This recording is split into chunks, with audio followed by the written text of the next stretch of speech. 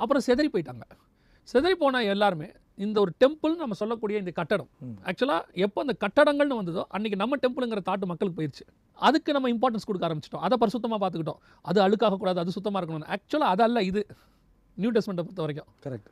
அது ஏன் அது வந்துச்சுன்னா அது ஒரு பெரிய மேட்டர். ஏன் அது வந்துச்சுன்னா 4th centuryயில் ரோமனுடைய ஆளுகைக்குள்ள கிறிஸ்டியானிட்டி போச்சு. ஆமாம்.